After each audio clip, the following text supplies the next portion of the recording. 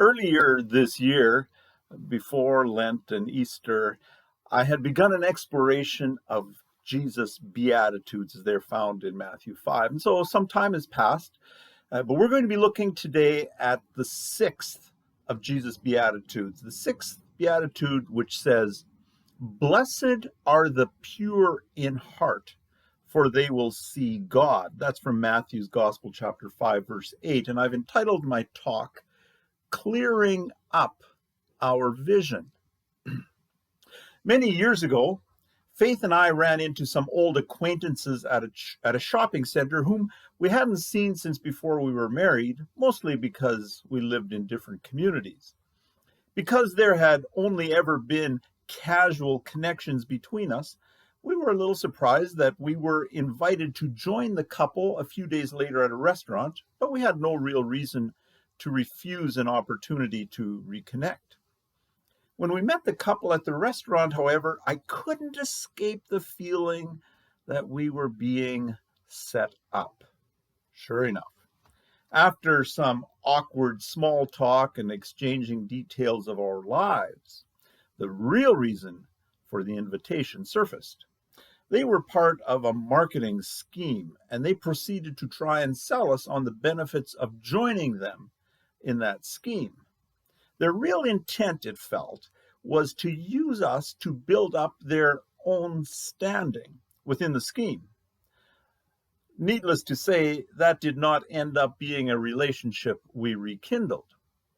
We had been made victims of impure motives. And as I said, today we look at the sixth of Jesus' 8 primary Beatitudes, and today where Jesus said, "Blessed are the pure in heart, for they will see God." And as I said, that's from Matthew 5:8. At first glance, Jesus' words appear self-evident. God is pure. And it makes sense that God won't tolerate impurity. It should be obvious that it would be pretty foolish to try and deceive God about our own lack of purity, right?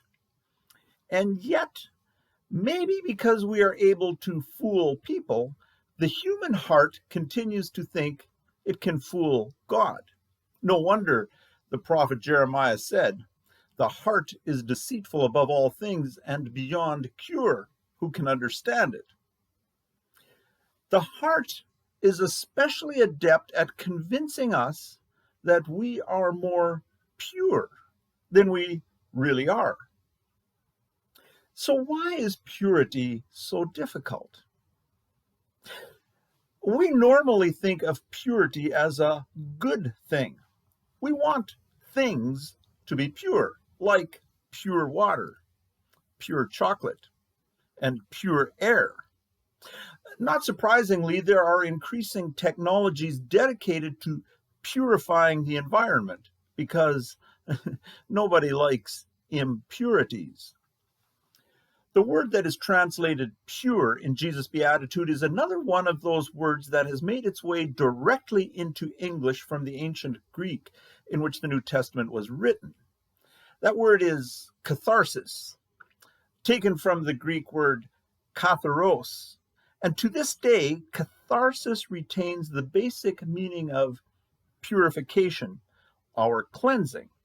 In our contemporary world, people typically refer to catharsis in connection with an event which enables them to experience inner purification through releasing negative emotions. Sporting events are one of the few socially acceptable venues which allow for the release of highly elevated group emotions. Think yelling loudly, jumping up and down, and high-fiving one another, which in turn gives everyone an emotional high.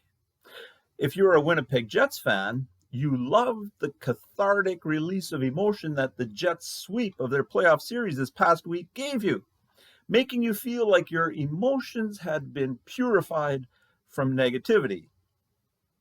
If you're an Edmonton Oilers fan, I apologize that this illustration might not work for you. From the Bible's perspective, Purity must take root within, meaning that purity needs to penetrate our whole inner being with its motives, emotions, thoughts, and moral code. The letter to the Philippians describes inner purity this way: whatever is true, whatever is noble, whatever is right, whatever is pure, whatever is lovely, whatever is admirable, if anything is excellent or praiseworthy, think about such things. That's from Philippians chapter 4, verse 8. Who could argue against the wisdom of these words? The whole world would become a much better place if everyone focused on cultivating inner purity. Having our motives, emotions, thoughts, and moral code encased deep inside of us, though, presents a problem. No one, by simply looking at us, can see our thoughts, our motives, our emotions, or our moral compass. Because purity is primarily an internal issue, there will always exist the huge temptation to cover our impure failings with a bright coat of external purity. The more public a person is, the more tempting it becomes to paint ourselves with attractive-looking external purity. Jesus, of course, had harsh words to say to religious people who fake their purity by merely looking good. He called them whitewashed tombs. Nevertheless, people engage in faking purity because they get away with it. Well, at least until they don't. The names of people who have recently been in the news might come to mind. The ancient prophet Isaiah put our struggle for inner purity in graphic terms when he wrote, "Woe to those who call evil good and good evil, who put darkness for light and light for darkness, who put bitter for sweet and sweet for bitter." That's Isaiah 5:20. Fascinating. Some 2,700 years after Isaiah wrote these words, they continue to feel shockingly contemporary. We live in a time when the word bad is literally used for good. But I don't think that's exactly what Isaiah was talking about. The older I get, the more tempted I am to blame the blurring of moral principles on other people. But I don't think that's what Isaiah was talking about either. Instead, I think Isaiah was pointing out that there is an instinctive human desire to determine for ourselves what is right and what is wrong. We naturally revolt against any moral authority apart from ourselves and claim the right to set our own rules.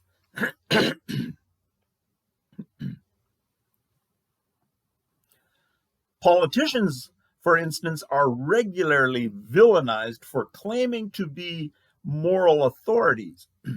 But it's not only politicians who reduce truth to whatever they can get people to believe. Any of us who claim to be something we are not place more value on what people believe about us than what is genuinely true. This means that if we get people to believe something that is not true, we have also called evil good and good evil. This then points to the larger problem that a lack of purity creates. Just like all the Beatitudes, this Beatitude is deeply practical. Those who are impure will not only be able to not see God, they will also fail to see genuine worth in other people. We can't say that we see other people as valuable if we also see them as targets whom we deceive. Impurity certainly keeps us from seeing God, but it also causes us to mistreat people. And so here are some examples of where impurity and how impurity creeps into our lives. For instance, when we congratulate ourselves that we don't take advantage of people, but we think it's all right to treat them with hidden motives. That creates a problem, just like what happened when the couple I mentioned earlier invited us to a restaurant. We all despise being treated with hidden agendas. So did Jesus. Just a little further on in the same chapter, after giving his Beatitudes, Jesus said, "Let your yes be yes, and your no be no." He even went as far as to say that anything more is from the evil one. Harsh words. We all know what it's like to receive a message or to respond to an invitation to an event where we end up feeling hijacked. Purity means we will be upfront in our communications and won't disguise a hidden agenda behind an attractive message. Hidden agendas are a lifeline for people lacking in inner purity because they believe they can only achieve their goals through deception. People, on the other hand, who work towards inner purity are committed to presenting an honest agenda in their communication, even when it might not be well received. Remember, nobody said purity is easy. And then purity should mean that we can be trusted. A handshake deal should represent a binding contract for a person who practices purity. But have you ever noticed that people who are not trustworthy themselves have difficulty trusting other people? It's not hard to understand why. People who aren't trustworthy assume others aren't either. The second half of Titus chapter 1 talks extensively about impurity. And First Timothy chapter 1 verse 15 says the following: "To the pure, all things are pure, but to those who are corrupted and do not believe, nothing is pure. In fact, both their minds and consciences are corrupted." There's a lot going on in this verse, but it points out the truth that where people's minds and consciences are corrupted with impurity, they become incapable of recognizing purity around them.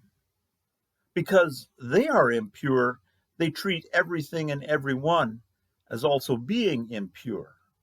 It makes sense that an impure mind will be attracted to impurity, whereas a pure mind will be drawn to purity.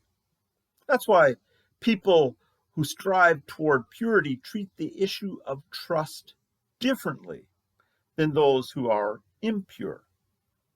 Rather than being consumed with whether or not others can be trusted, people who engage purity make sure that they themselves can be trusted. All of us learn pretty quickly who can be trusted in life and who can't. Pure people operate on the principle that a reputation for being trustworthy is a valuable commodity that's worth protecting. Finally, the worst evidence of impurity in someone's life is where they corrupt others. Again, you can think of names that have been in the news recently. Some of Jesus' harshest words were reserved for those who would corrupt children. "If anyone causes one of these little ones, those who believe in me, to stumble, it would be better for them to have a large millstone hung around their neck and to be drowned in the depths of the sea." Jesus said that as recorded in Matthew 18, verse 6. There's good reason why we protect our children from friends and adults with impure motives. But Jesus also had strong words for those who mislead adults. This is what he said. You travel over land and sea to win a single convert, and when you have succeeded, you make them twice as much a child of hell as you are. Jesus never held back when talking to the Pharisees, and that's recorded in Matthew's Gospel, chapter 23, verse 15. The point is that the level of purity in our lives will be reflected in the purity or in the lack of purity which we bring to other people's lives. Do we help or hinder others? Do we make others stronger or leave them more vulnerable? Most importantly, do we see others as those on whom we want to make a positive impact? It's pretty evident that Jesus' list of Beatitudes, it just couldn't be complete without saying, "Blessed are the pure in heart, for they will see God." Purity is all about how we see others and determines the respect with which we treat others. Personal purity can't help but make a massive impact on how we see God and how we see others. Purity is hard. In one of life's ironies, we love purity when we talk about objects like water and air, but we are hesitant to use the word purity when we talk about people. And so, may you be blessed with the knowledge that God's goal for your life is to purify you so that you both will be able to see and know God and see others as persons of worth.